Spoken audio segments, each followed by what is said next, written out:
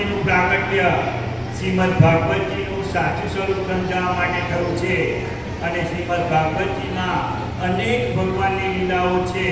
આ લીલાઓનું ગાન કરવાથી ભગવાનમાં પ્રેમ આસક્તિ થાય છે. આવી ભગવાનની લીલાઓનું ગાન હવે દેહ શાહ કરે છે.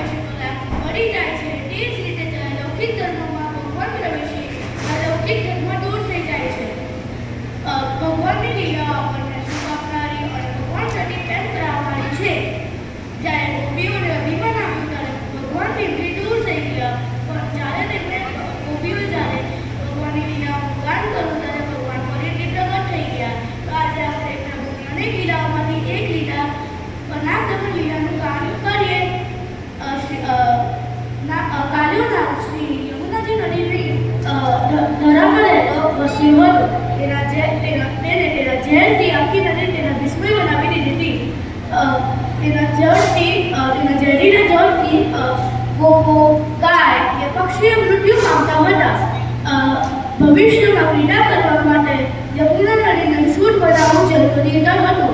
તે માટે કૃષ્ણએ કાલિયા નાગનું દમન કર્યું. એક વખત ગોપાલ અને તેના ગોપો મિત્ર યમુના નદી કિનારે ગેડી દંડાનું રમત રમતા હતા. રમત રમતા કાનાના હાથથી દડો પાણીમાં પડ્યો. શ્રીરામાએ હાથ કરીને કીધું કે જા કાનો મારો દડો લઈ આવો. કાનાએ તેને બહુ સમજાવ્યું અને નવો દડો લઈ આવવાનો પર કીધો, પણ શ્રીરામા માન્યો નહીં. તો કાનાએ કીધું કે હું તો દડો હમણાં લઈ આવું છું. આ કહીને તે કદમ વૃક્ષ ઉપર ચડ્યો અને નદીના ધરામાં ચપડાવ્યો અને દડો લેવા માટે આગળ વધ્યો. નદીમાં ધરામાં રહેતો કાલિયો નાગ એક શ્યામ સુંદર બાળકને પોતાના નિવાસ સ્થળ તરફ જતા જોયું. તે માટે તેને પોતાના નિવાસ તરફ જતા જોયું. તે માટે તેને વેણ મારી અને તેને શ્યામસુંદરના શરીરને ભેટાઈ ગયો. શ્યામસુંદર એના શરીરને ફૂલાવ્યું અને કાલિયો નાગ ફૂટવા માંડ્યો. તેથી તે છૂટો પડી ગયો અને કાલિયો કૂદકો મારીને તેના મસ્તક ઉપર આવી ગયો અને નૃત્ય કરવા માંડ્યો. જે કાલિયા નાગની પેન્ટ ગમતી નથી તેને લાખ મારીને નમાવતો હતો. કાલિયો નાગ થાક્યો અને તેના મુખમાંથી તેનું બધું રુધિર બહાર નીકળી ગયું. આ જોતા જ કાલિયા નાગની પત્નીઓ આવી અને પ્રભુની સ્તુતિ કરવા લાગી.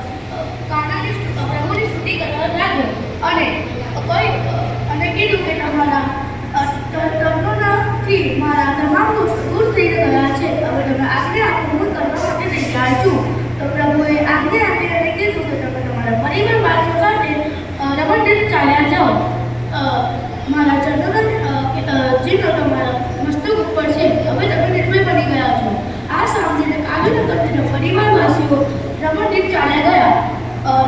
સાપ સુંદર પાછો બહાર આવ્યો.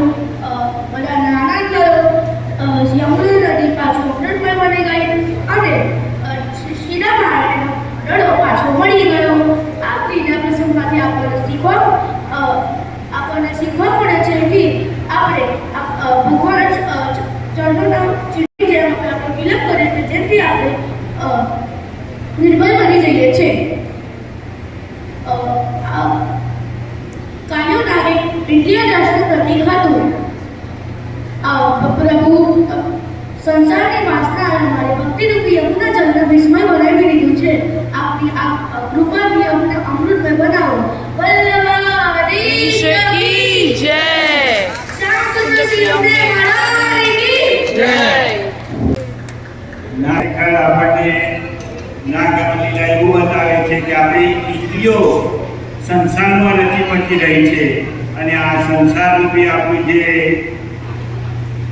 ભક્તિમાંથી જે યમુના નદી વિસ્મય બની ગઈ છે અને એમાંથી મુક્ત કરવા માટે ઠાકોરજીને આપણે પ્રાર્થના કરી રહ્યા છીએ. આવો નાગમની લીલાનો મુખ્ય હેતુ છે. નાગમની લીલાનો મુખ્ય હેતુ એ પણ છે કે એમના પગ ઉપર એમના ફેન ઉપર ઠાકોરજીના પગ પડ્યા એટલે કાલિયો નાગ નિર્ભય બની ગયો.